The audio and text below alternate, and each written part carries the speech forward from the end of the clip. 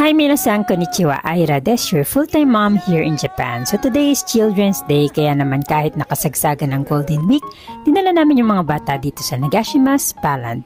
Located nga pala to sa Kuwana, Mie Prefecture.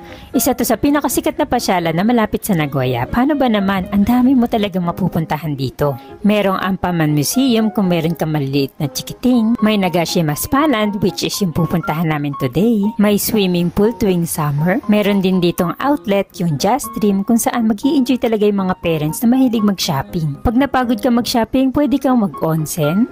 O kaya naman pumunta ka sa Nabana Nosato kung saan mai-enjoy mo talaga yung flower garden at illumination. Maaga kami umalis ngayon para makapag-parking pa kami ng medyo malapit.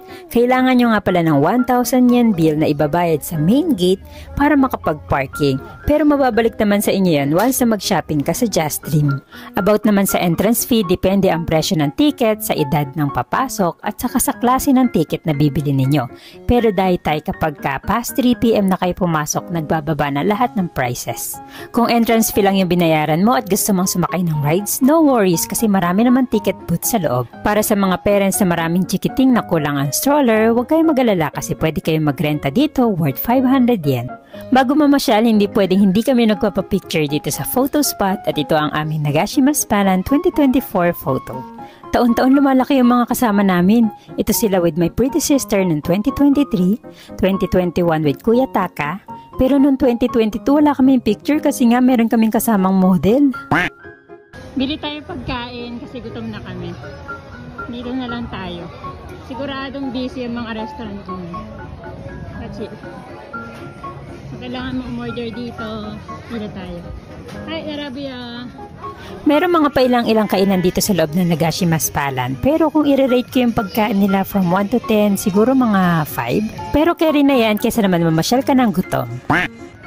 Sukatin natin si Yuchan kung makakasakay siya dito.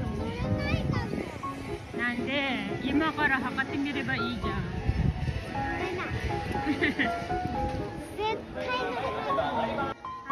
Gusto sana sumakay ni Yuichang dito kaso nga lang hindi pa siya pwede kasi kailangan 130 cm pataas. Sobrang higpit talaga pero for safety rin kasi yon.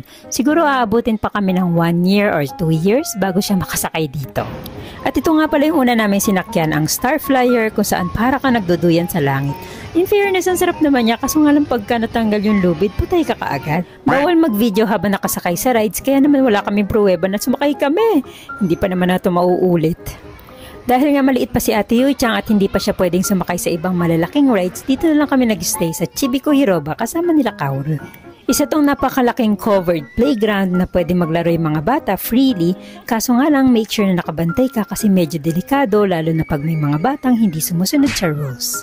Mabuti naman wala naman nasaktan sa kanilang dalawa, kaya naman lagi nating tuturuan yung mga anak natin na dapat kapag aakyat, gumamit ng hagdan. Sulit na sulit talaga yung binayad namin dito ngayong araw. Lahat ng rides na pwedeng sakyan, sinakyan namin. Lahat ng palaruan na pwedeng paglaruan, pinasok ng mga anak ko parang mga walang kapaguran. Kaya pala sabi ng asawa ko dati, napapagod ka ba pag namamasyal tayo? Ang sagot niya sa akin, hindi. Hindi naman ako nagtrabaho namasyal lang ako. Siguro dahil sa nag-i-enjoy ka naman sa ginagawa mo, hindi mo na halos nararamdaman yung pagod. Parang itong mga bata na to, sobrang nag-enjoy talaga sila ngayong Children's Day dito sa Nagashima's Paland.